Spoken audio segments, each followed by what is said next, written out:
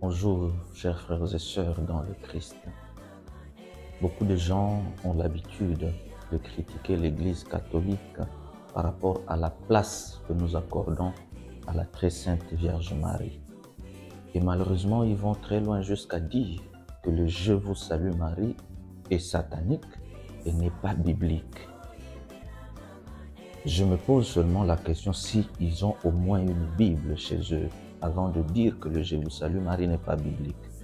Parce que s'ils avaient une Bible comme moi j'en ai une, ils auraient découvert dans l'évangile de Luc, au chapitre 1er, le verset 28, que l'ange s'adressant à Marie dit « Tu es comblée de grâce. Je te salue Marie, comblée de grâce. » Et dans le « Je vous salue Marie », nous reprenons la même phrase. « Je vous salue Marie, pleine de grâce. » Où c'est le problème de verbe qui se pose. Mais comblée et pleine, je crois que ça signifie la même chose.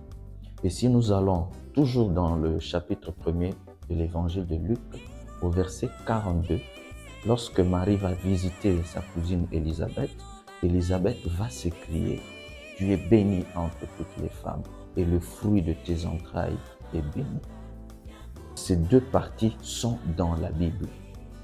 Si vous avez des Bibles, vous qui critiquez le « Je vous salue Marie », vérifiez.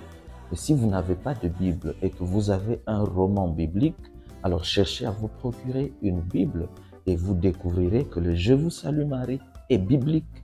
C'est contenu dans la Bible. Et la partie qui suit, « Prie pour nous, Sainte Marie, Mère de Dieu », ça c'est la partie dévotionnelle. Nous avons foi que la Vierge Marie qui a intercédé aux noces de Cana, dans l'évangile de Jean, au chapitre 2, aux noces de Cana, il n'y avait pas de vin. La Vierge Marie a intercédé pour que Jésus accomplisse un miracle. C'était son premier miracle. Nous sommes convaincus par notre foi que celle qui a intercédé aux noces de Cana et qui a eu la faveur de pouvoir monter avec son corps et son âme, nous avons foi que celle-là interviendra aussi, va intercéder pour nous. Et beaucoup de gens se posent la question et disent non, l'Assomption est fausse, il n'y a pas d'Assomption. Une personne humaine ne peut pas monter avec son corps et son âme. Je me pose toujours la question, si au moins ces gens-là lisent la Bible, le corps du prophète Élie se trouve dans quelle tombe? Élie n'est pas mort comme un homme ordinaire, comme toi et moi. Il a été élevé par Dieu lui-même.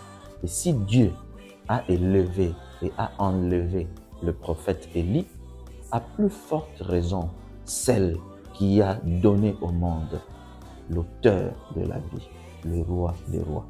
Dieu ne pouvait-il pas lui donner aussi cette faveur de l'enlever et de l'élever? Que ceux qui ont foi en Jésus et qui font confiance en l'intercession de sa mère, qui est notre mère, ne se découragent pas. Que Dieu vous bénisse.